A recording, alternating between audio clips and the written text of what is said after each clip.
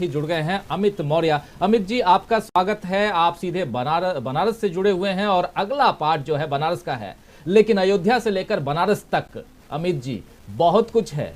अयोध्या तो अभी वहां निर्माण जारी है और काशी मथुरा बाकी है की बात, और काशी का निर्माण भी हो गया, वहां भी सौंदर्यीकरण हो गया, सब कुछ हो गया। लेकिन अयोध्या से जो बाबा योगी आदित्यनाथ गोरखपुर भेज दिए गए हैं, कहें तो उनकी क्या स्थिति दिखाई दे रही है अमित जी? देखिए, बाबा जो योगी आदित्यनाथ जी जो चुनाव लड़ रहे हैं, वो तो चुनाव जीत जाएंगे। उनका अगर अपना हमेशा से वहाँ सांसद रहे हैं, कई रीजन सांसद रहे हैं वो। और जो आप बोल रहे हैं कि अयोध्या में राम मंदिर बन रहा है या काशी विश्वनाथ कॉरिडोर बन रहा है, काशी विश्वनाथ कॉरिडोर और ये आपका अयोध्या में जो राम मंदिर बना है, देखिए जनता, ये हम बताएं ना कि ये 1990 का दशक नहीं है कि राम राम कर लिए बन गया। अब ऐसा कुछ नहीं है। पढ़ा लिखा वर्ग अपने हक और अधिकार की बात करता है। और जहां तक मैं बताऊं कि सरकार जब बन जाती है प्रचंड बहुमत की, तो 5 साल जनता के पास कुछ रहता नहीं है। वो इंतजार करती है कि मेरी बारी आए, मेरी बारी आए। तो अब जनता की बारी आ गई है। जिस प्रकार से आंदोलनों को लाठियों से कुचला गया, सरकार की नीति ऐसी रही, शिक्षा मांगे दे लाठी, सुरक्षा मांगे दे लाठी, बेरोजगारों को दे लाठी, महिला आशा कार्यकर्तियों को दे लाठी। मतलब कि एकदम अंग्रेजी राज की जैसे पुनः संस्करण जो है भारतीय जनता पार्टी ने करा दिया जो है। जनता महंगाई से जूझ रही है, युवा बेरोजगारी से जूझ रहे हैं, लेकिन उससे कोई मतलब नहीं है। ये तो 80-20 की बात करेंगे, हिंदू मुसलमान की बात करेंगे, हिंदू खतरे में है। हमको तो ये समझ में नहीं आता हिंदू कहाँ से खतरे में है भैया। आप ये सोच लीजिए कि इस देश में कितने साल मुगल शासन किए। अगर अगर यही होता तो उस समय न कोई मीडिया थी, न किसी को आवाज उठाने का अधिकार था।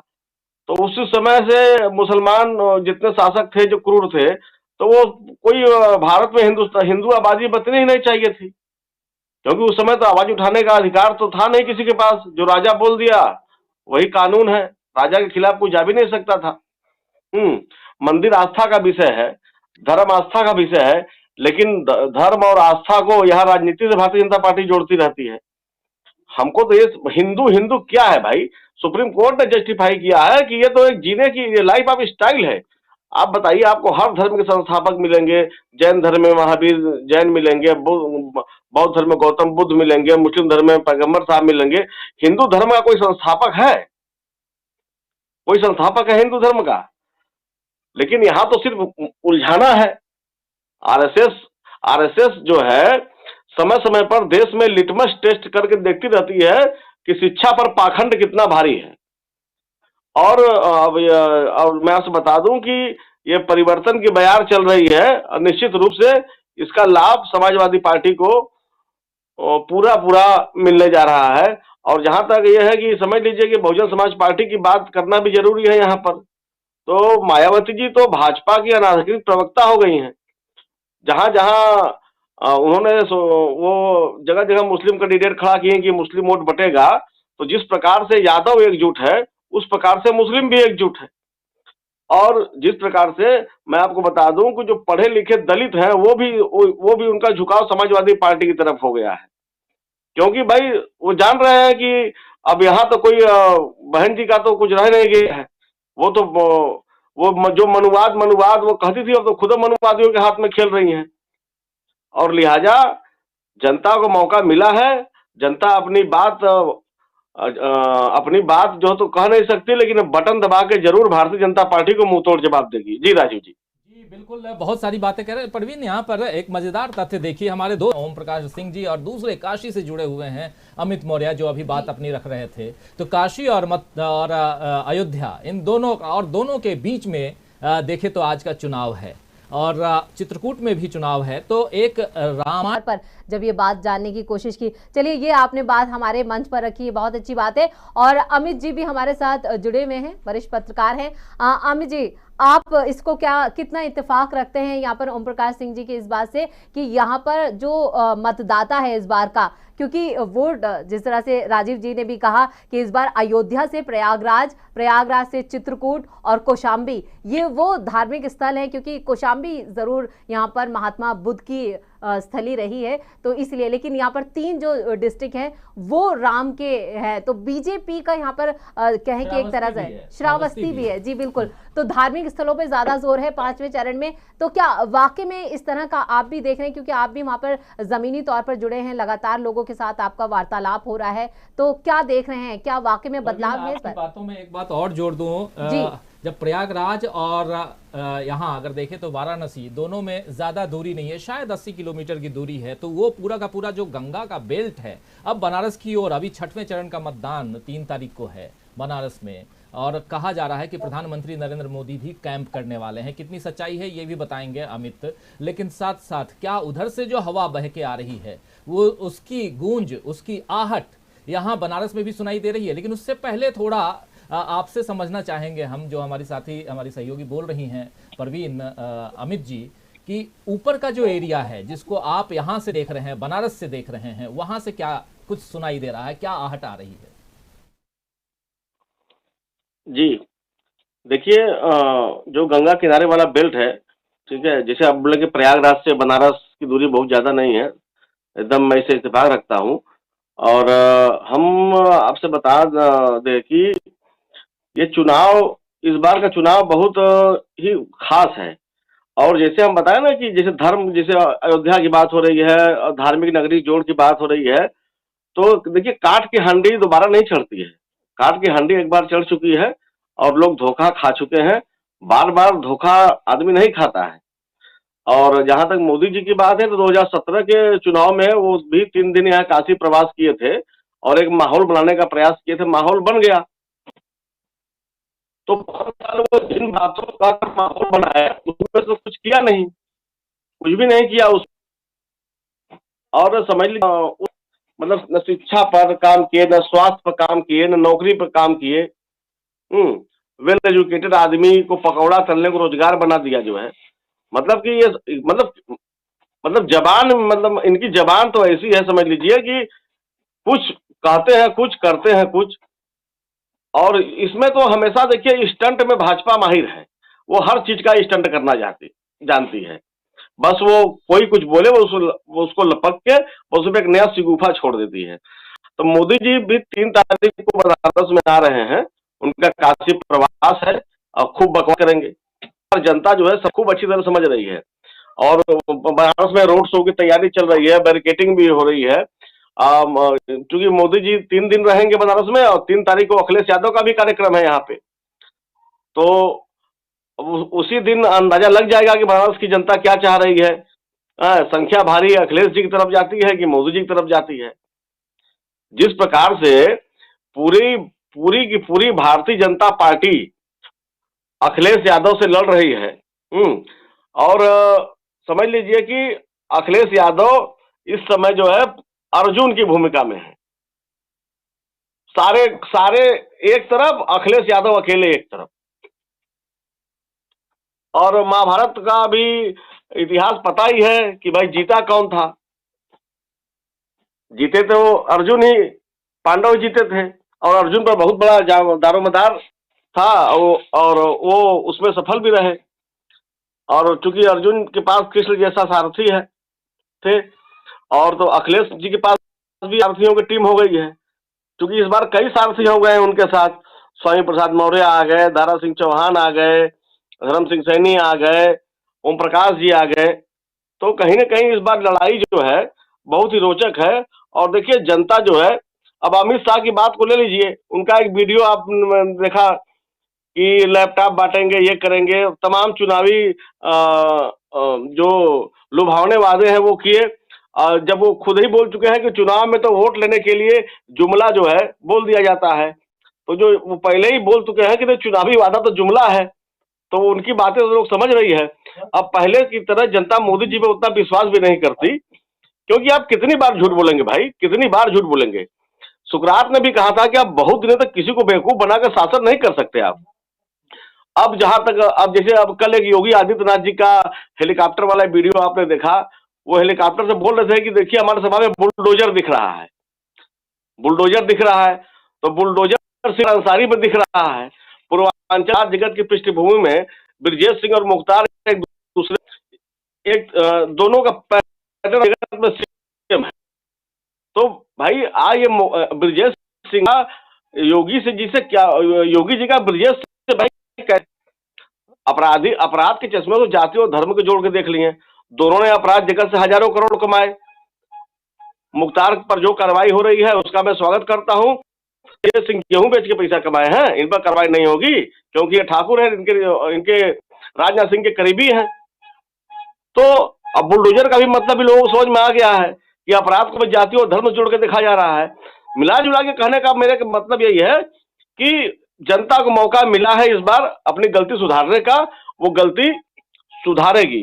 अब यह चुनाव विकास बनाम बुलडोजर है, ये जनता तय करेगी कि विकास की बात होगी कि बुलडोजर की बात होगी। और बताइए, मुख्यमंत्री की भाषा है गर्मी निकाल देंगे, ये तो गुंडई की भाषा है ना। इन लोग का इतिहास, चूंकि देखिए दंगाई है, दंगा करा के हमेशा ये शासन में आए हैं, तो इनकी अब मोदी जी की भाषा भी सुन लीजिए, मार देना, फांसी पर चढ़ा देना, आग लगा देना, ये भाषा होती है। 10 साल मनमोहन सिंह प्रधानमंत्री रहे, उनके रजीम में भी 2-2 चुनाव हुए। बताइए कभी मनमोहन सिंह ने घूमकर कांग्रेस के पक्ष में वोट मांगा हो, कोई रैली किया हो? भाई प्रधानमंत्री पद की गरिमा होती है ना। आप जो मन में आए, देखिए चूंकि ये सनकी तानाशाह टाइप के हैं, जो मन में आता है वो करते हैं, वो सोचते जो मन में आएगा हम करेंगे। चूंकि ये लोकतंत्र विश्वास नहीं रखते, राजतंत्र वाले आदमी हैं, तो उसी हिसाब से अपना काम करते रहते हैं। और बस ये है कि जनता इस बार पूरा बदलाव के मूड में है। और देखिए पानी भी रुकता है तो पानी भी सड़ने लगता है, तो परिवर्तन प्रकृति का नियम है। और प्रकृति के नियम के हिसाब से देखा जाए तो परिवर्तन होना चाहिए। और क्योंकि अगर ये सत्ता निरंकुश अगर हो जाती है तो परिवर्तन होता है, तब इनको गलती का एहसास होता है कि हमने कहाँ गलती किया। तो बस 10 मार्च का इंतजार करिए और उत्तर प्रदेश में परिवर्तन सुनिश्चित है। जी राजीव जी। परवीन, देखिए अमित जो बातें रख रहे हैं यहाँ पर वह बहुत ही महत्वपूर्ण इसलिए भी है क्योंकि रोजगार की बात, शिक्षा की बात, जो बेरोजगारी की बात कह रहा हूँ, महंगाई की बात, मूल मुद्दों से भटक गई है। यहाँ पर बीजेपी साफ दिखाई दे रहा है। और उन मुद्दों हम लोग लगातार ओम प्रकाश जी के साथ भी हम लोग चर्चा कर रहे थे, तो यही एक बार फिर से ओम प्रकाश जी से एक सवाल की बहुत विस्तार से अभी बताया ओम प्रकाश जी ने हर सीट की अपनी अपनी बातें, और उसमें भी कहाँ कौन भारी है। और कुछ एक जगह सपा और बसपा की बातें आ रही हैं कि सपा के सामने बसपा दिखाई दे रही है। और अगर ऐसा है तो कई ऐसी सीटें हैं, अगर आप देखें तो पश्चिम से पहले चरण से लेकर के चौथे चरण के मतदान में भी, इस दौरान भी कई सीटें ऐसी थी जहां बसपा और सपा के बीच मुकाबला देखा गया है। ऐसे में अगर आपसे पूछा जाए, आप बिल्कुल बता रहे हैं कि क्या कुछ होने जा रहा है, बहुत नज़दीक से देख रहे हैं, इसलिए भी क्योंकि 6वें चरण में आपके यहाँ मतदान है, उसके बाद 7वां चरण यानी पूरा पैकअप, और पैकअप के बाद 10 तारीख को नतीजे। लेकिन उससे पहले क्या ये जो भाजपा की जगह सपा और बसपा के बीच, कहीं सपा और कांग्रेस के बीच ऐसे मुकाबले अगर देखने को मिले, तो क्या बीजेपी की हालत इतनी खराब दिखाई दे रही है? जी देखिए, 2/3 बहुमत पर तो सरकार बन जाती है। 403 सीट पर चुनाव हो रहा है, तो ये समझ लीजिए कि हमको लगता है कि 20, 25 या 30 सीटों पर कहीं सपा बनाम बसपा है और 15 से 20 सीट पर कहीं सपा बनाम कांग्रेस है। लेकिन मेजर जगह जो है, लड़ाई सपा बनाम भारतीय जनता पार्टी ही है। भारतीय जनता पार्टी ने बहुत प्रयास किया कि चुनाव मोदी बनाम अखिलेश हो जाए। चुनाव मोदी बनाम अखिलेश का वो करने पर आमादा थे। ये होता तो निश्चित रूप से भारतीय जनता पार्टी को फायदा मिलता, क्योंकि देखिए वर्तमान समय में देश की राजनीति में मोदी का विकल्प राष्ट्रीय स्तर पर कोई नहीं है, लेकिन उत्तर प्रदेश की राजनीति में एकदम मजबूत विकल्प के रूप में अखिलेश यादव है। और इसके कई कारण भी हैं। अखिलेश यादव 2017 में देखिए सरकार नहीं आई तो कई कारण थे। पहला नंबर तो शिवपाल जी का झगड़ा आप देख ही रहे थे, उसके बाद इधर स्वामी प्रसाद मौर्य आ गए, दारा सिंह चौहान आ गए, धर्म सिंह सैनी आ गए और केशव प्रसाद मौर्य के चेहरे पर चुनाव लड़ा गया। और कई कई भाषणों में मोदी जी ने कहा कि केशव प्रसाद मौर्य ही बनेंगे, मतलब बैकवर्ड समाज का ही मुख्यमंत्री होगा। तो अन्य ओबीसी भी जातियां जुड़ गई और भाजपा की सुनामी आ गई। और उसके बाद ऊपर से आ गए, जब पैरासूट से योगी जी आ गए तो केशव प्रसाद मौर्य जी का तो हालत बहुत खराब हो गया, दिल्ली गए, बीपी हाई हो गया, दिल के अरमा आंसुओं में बह गए। उसके बाद तो योगी जी का और केशव जी का आंकड़ा जो है हमेशा 36 का रहा है, ये तो आप जान ही रहे थे। और इसके पहले जानते हैं, जो बहुजन समाज पार्टी की बात जो हुआ, तो इसके पहले के 2017 के पहले जो चुनाव था, 1990 के बाद से लड़ाई ज्यादातर सपा बनाम बसपा ही थी। भाजपा बीच बीच में कहीं न कहीं हल्का फुल्का रोल में आई थी, क्योंकि बहन जी के गठबंधन से सरकार उनका बना था जो है। अगर बसपा की कुछ सीटें जीत भी जाती हैं तो समझिए कि बीजेपी की गोद में जाकर बैठ जाएगी। और बसपा से विधायकों के भागने का इतिहास बड़ा पुराना रहा है। आप देखिए मध्य प्रदेश में राजस्थान में 3-4 सीटें जीतते हैं, फिर सारे विधायक भाग के रूलिंग पार्टी में चले जाते हैं। और उसके कई कारण भी हैं, क्योंकि बसपा का टिकट चढ़ावे से मिलता है। अब 2 करोड़ लगा के वो टिकट लेगा, 3 करोड़ लगा के चुनाव जीतेगा, 5 करोड़ लगा के चुनाव जीत भी जाता है। अगर सरकार में नहीं रहेगा तो दुकानदारी कैसे चलेगी? तो दुकानदारी भी तो चलानी है। यहाँ अभी मैं इस बार की मैं आपसे बताऊं, वाराणसी में एक सीट है शिवपुर विधानसभा, जहां से अनिल राजभर चुनाव लड़ रहे हैं। यहाँ पर एक रवि मौर्य को टिकट दिया गया, तो 60 लाख उससे 1 साल पहले जमा करा लिया गया था, उसको प्रभारी बना दिया गया था। फिर उसके बाद जब कोई टिकट लेने वाला नहीं मिला तो 2 करोड़ का रेट हो गया यहाँ शिवपुर विधानसभा का। उसके बाद एक अवधेश पाठक यहाँ बहुत मजबूत ठेकेदार हैं, अरबपति आदमी हैं। तो जब उनका टिकट, जब ये सीट गठबंधन में चली गई तो अवधेश पाठक सोचे कि हम बहुजन समाज पार्टी से टिकट ले लें, तो 5 करोड़ देने के लिए तैयार थे। तो रवि मौर्य को ब्लैकमेल किया गया फिर कोऑर्डिनेटरों ने कि 1 करोड़ और दो, नहीं तो टिकट अवधेश पाठक को मिल जाएगा। तो बताइए, अब 2 करोड़ दे के आदमी टिकट लगेगा तो पूरा खून, बहुजन समाज पार्टी समझ लीजिए कि खून चुसवा पार्टी हो जाती है प्रत्याशियों के लिए। उधर कोऑर्डिनेटर चूसेंगे, बहन जी चूस लेंगी, सेक्टर लेके बूथ पदाधिकारी तक चूस लेंगे। यहाँ तक कि चुनाव के दौरान बहुजन समाज पार्टी के जितने भी कार्यकर्ता रहते हैं, चूंकि गरीब तबका है ही, तो उनके घर की पत्नियां, महिलाएं गर्भवती होती है तो दर्द प्रत्याशियों को होने लगता है। चले आएंगे, हर अस्पताल में भर्ती कराना है, दे दीजिए। तो मिला जुला कहने का मतलब है केवल ही मनी, केवल मनी। उनको पैसा चाहिए, मतलब उनको तो पैसे के लिए उन्होंने पूरी बहुजन समाज पार्टी जो एक मिशन पर खड़ी थी, कांसीराम जी का जो आधार था कि SC ST OBC माइनॉरिटी को लेकर चलने के लिए, और पैसे के लिए बहन जी का तिलांजलि दे दिया जो है। और यही कारण है कि बहुजन समाज पार्टी का जो पढ़ा लिखा वर्ग है, जो शिक्षा है, जो शिक्षित में है, जो समझते हैं कि संविधान क्या है, और जो ये लगातार जो बहन जी का लगातार जो भाजपा से साठगांठ चल रहा है, तो समझते हैं कि यहाँ तो भाई अधिकार ही हमारा नहीं है। क्योंकि जिस प्रकार से भारतीय जनता पार्टी OBC और SC के आरक्षण से खिलवाड़ की, 10% EWS के अभ्यर्थी मिल जा रहे हैं, 10% EWS के अभ्यर्थी मिल जा रहे हैं, लेकिन बैकवर्डों के लिए नॉट सुटेबल कैंडिडेट दिखा के जनरल कैटेगरी को भर दिया जा रहा है। तो पढ़ा लिखा तो अपना अधिकार समझ रहा है। तो मतलब जो नौकरी तो चलिए, देखिए आरक्षण का मतलब मैं पहले भी बोल चुका हूँ आपके डिबेट में कि आरक्षण नौकरी का मामला नहीं, आरक्षण तो भागीदारी का मामला है ना। बहन जी से साठगांठ, देखिए बहन जी यही चाहती कि हमारा बुढ़ौती जेल में न बीते। आय से अधिक संपत्ति का मामला है, 10,000 करोड़ की मालकिन है, और बीजेपी में रहेंगी तो उपराष्ट्रपति पद का चिलबगुआ उनको मिलेगा जो है, वो चाहती है। और या आनंद को डिप्टी CM बनाएंगी, क्योंकि आनंद के पास 10,000 करोड़ की संपत्ति है, और ये CBI के रडार पर हमेशा रहते हैं जो है। तो बहन जी का मिला जुला के यही उद्देश्य है, उनको मिशन मूवमेंट समाज से कोई मतलब नहीं रह गया है।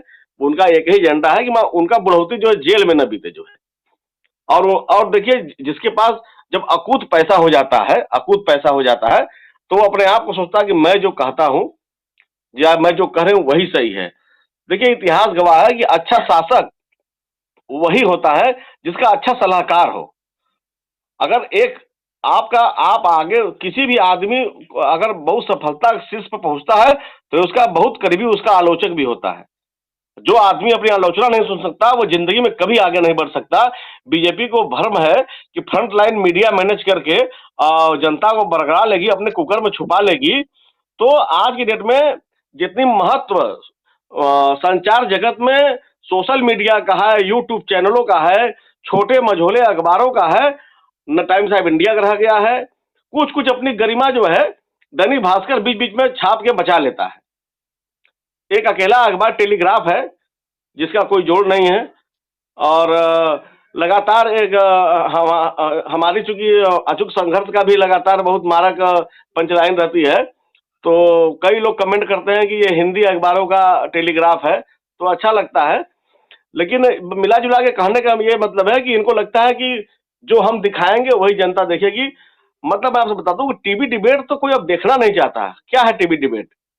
टीवी डिबेट में जब भी आएंगे तो हिंदू मुसलमान। अभी देखिए कल एक प्रियंका गांधी का वीडियो वायरल हो रहा था, एंकर पूछ रहे थे कि आपको आतंकवादियों से जोड़ा गया। कितनी घटिया बात है बताइए। तो उन्होंने कहा हाँ मेरे रिश्ते हैं, मेरे पापा को मारा, मेरी दादी को मारा आतंकवादियों ने। उसके बाद मतलब ये कितनी जाके, और आप देखते हैं ये भारतीय जनता पार्टी के जो इंटरव्यू होता है चैनलों पर, तो उनसे ऐसे सवाल किए जाते हैं कि जैसे लगता है कि मक्खन मलाई चल रहा है। तो मिला जुला के कहने का यही मतलब है कि जनता बहुत ही जागरूक है। 1990 का दशक नहीं है, हर एक आदमी जानकार है, बुद्धिजीवी है। हम इस देशबंधु के डिबेट में पहले भी बोल चुके हैं कि आप हाथ में डंडा लेकर गाय को बुलाएंगे तो आपके पास नहीं आएगी, उसी गाय को 2 मिनट बाद हाथ में रोटी लेके बुलाएंगे तो आपके पास दौड़ी चली आएगी। तो जानवर और डंडे और रोटी का मतलब समझ सकता है। तो हम तो जनता तो मानव ही इंसान है, तो ये तो अपना भला बुरा अच्छी तरह समझती है, कहाँ भलाई है कहाँ बुराई है। और 5 साल का आप देख ही चुके हैं क्या चला है, कहीं कुछ हुआ नहीं। शिक्षा के क्षेत्र में बताइए, ये बताइए राशन की भीख दे रहे हैं, भीख का क्या मतलब है? 5 किलो आटा दे रहे हैं और उसको सच्चा बना वो 50 किलो खरीद लेगा। शिक्षा, अगर शिक्षा आदमी वेल एजुकेटेड है, अच्छी प्रतिभावान है, तो नौकरी तो उसके कदमों में चरण चूमेगी ना। तो 5 किलो आटा, अब आप किसानों की स्थिति देख लीजिए, जिसके पास 5 बीघा खेत है वो रात भर अपना सड़क के वो देख लीजिए, आगे उसका सब जो साढ़ जो है, सरकार के जो मम्मी पापा हैं, हाँ सरकार के मम्मी पापा हैं, एक गाय है एक साढ़ है, ठीक है। तो अब इनके मम्मी पापा की वजह से रोड पर देख लीजिए लोग कितने अस्पताल पहुंच जाते हैं। मैंने खबर छापी थी एक बार कि योगी के मम्मी पापा, योगी सरकार के मम्मी पापा लोगों को पहुंचा रहे हैं अस्पताल। आप यहाँ तक कि किसी भी हाईवे पर चले जाइए, आपको सड़क पर योगी जी के मम्मी पापा कथित रूप से जो है गाय और बैल साढ़ आपको घूमते हुए मिल जाते हैं। और एक बात और मैं बता दूं, सिर्फ आगरा एक्सप्रेसवे एक ऐसा एक्सप्रेसवे है जहां पर सड़क के दोनों तरफ जाली लगी हुई है, 500 ग्राम से ज्यादा जानवर रोड पर नहीं आ सकता, ये जान लीजिए। तो मिला जुला के कहने का सिर्फ यही अभिप्राय है कि इस बार जनता को मौका मिला है, गलती सुधारेगी। और जो कोरोना काल में सरकारी दुर्व्यवस्था, बेरोजगारी, मंदी, महंगाई, मतदान करते वक्त ये सब याद रखेगा। देखिए चंद लोग जो है, खासकर जो सवर्ण, आप किसी भी ठाकुर से पूछ लेंगे तो कहेगा डंके के चोट पर सरकार आ रही है। क्योंकि पूरा देखिए शासक वर्ग पहले कौन था? ठाकुर, जमींदार यही थे। और जमींदारों के सलाहकार एक बगल में पंडित जी हो जाते थे। पंडित जी तो कभी काम वाम तो लोग करते नहीं थे, बैठ के सिर्फ भाषण करके पूजा पाठ करके खाने पीने की आदत है। तो ब्राह्मण भी सटा रहा सरकार में, लाभ लिया, बाबू साहब लोग तो लाभ लिए ही। तो अब कहीं ना कहीं सबको लग रहा है, ब्राह्मण भी देखिए। तो अब जैसे खुशबू दुबे को देख लीजिए, भारतीय संविधान के किस कानून में लिखा गया है कि उसके मतलब अपराधी की पत्नी को सजा मिले, 1 महीने पहले ब्याह कर आई थी, उसको अभी तक जेल में सड़ा रहे हैं। और सबसे बड़ी विडंबना तो न्यायपालिका की है। कई अखबार की खबरों को हाई कोर्ट और सुप्रीम कोर्ट स्वतः संज्ञान लेकर फैसला सुना देता है, लेकिन इस मामले में देखिए ऐसा है कि जुडिशियली भी दबाव में चलती है गवर्नमेंट की। मैं आपको इसे और बता देना चाहता हूं, यहाँ पे थोड़ा लंबा हो रहा है, बस 2 मिनट में खत्म करूंगा, कि जो हाई कोर्ट के चीफ जस्टिस होते हैं, जो सरकार के महाधिवक्ता होते हैं, वो चीफ जस्टिस के यहाँ आते जाते रहते हैं, तो बता देते हैं कि भाई इसमें मुख्यमंत्री जी का इंटरेस्ट है, इसमें कोई सुनवाई नहीं होनी, इसमें बेल नहीं होना है। तो वही चीज होता है। न्यायपालिका भी एकदम भाई सुप्रीम कोर्ट के एक जज ने बोला था कि आपके पास पैसे न हो तो न्याय की तरफ देखना भी गुनाह है। अभी जान लीजिए, मिला जुला के कहने का सिर्फ यही मतलब है कि जनता को मौका मिला है, जनता अपनी गलती सुधारेगी और निश्चित रूप से। और एक बात और मैं आपसे बता दे रहा हूँ, अभी लोग भारतीय जनता पार्टी लोग कहते हैं कि ये सरकार बनेगी तो यादव लाठी लेके निकलेंगे, ठाकुरों से लड़ाई करते फिर बैकवर्डों को भी पीटेंगे। शिवपाल और मुलायम सिंह के संबंधों के ये लोग संबंधों को निभाने वाले नेता रहे। इनके राज में यादव उत्पात करते थे, इसको मैं स्वीकार करता हूँ, लेकिन नई हवा है, नई सपा है। किसी की हैसियत नहीं थी पूरे सरकार के दौरान और टिकट बांटने के दौरान कि कोई किसी को टिकट दिला सके। अखिलेश यादव ने जो जैसे चाहा वैसे टिकट वितरण किया, तो ये कोई भ्रम में न रहे कि किसी की गुंडई चलेगी, क्योंकि अगर अखिलेश यादव भी अगर दोबारा ऐसा करेंगे तो फिर उनके लिए भी वापसी बहुत मुश्किल हो जाएगी। जो आज हम लोग सरकार के खिलाफ लिखते हैं, वो सरकार किसी की भी हो, हम पत्रकार को चारण भाट नहीं है कि राजा गुणगान करेगा। हम लोग राजा की निंदा करते थे, करते हैं और करते रहेंगे। जी राजीव जी। जी बिल्कुल। तो यहाँ पर सत्ता परिवर्तन की आपने बात की और आपने ये भी कहा कि जन सरोकार के जो मुद्दे उठाएगा वही सत्ता पर काबिज होगा, लेकिन सवाल तो कई हैं और इन सवालों का जवाब जो है वो मिलेगा 10 मार्च को। अमित जी, आपने एक यहाँ पर बात की थी कि जो ये पूरी जो लड़ाई है वो अखिलेश वर्सेस मोदी की है, ना कि योगी की। अमलेंदु जी, कितना इत्तेफाक रखते हैं आप अमित जी की इस बात से?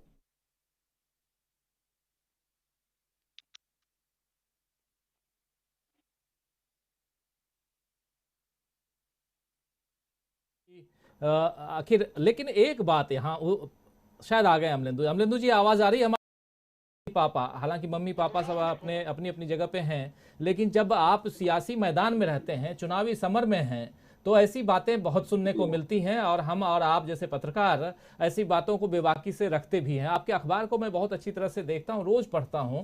अचूक संघर्ष और बिल्कुल अचूक वाण आप चलाते हैं और उसकी चर्चा खूब होती है।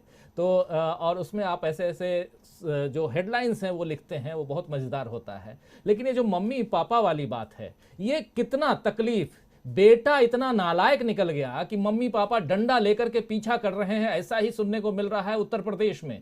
क्या सच है? जी, हम आपसे बताएं कि देखिए, गाय जो है शुरू से ही हमारे देश में धर्म का और आस्था का विषय है।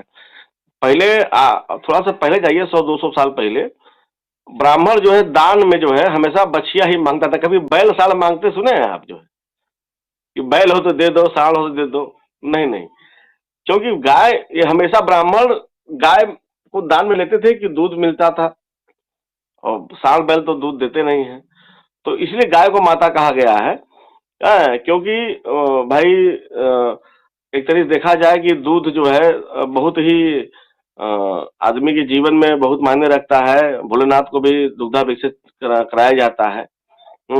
लोग एक कहावत भी हो रहा है कि दूधो नहाओ पूतो फलो, मतलब जो संपन्न रहता है उसकी तुलना भी दूध से की जाती है।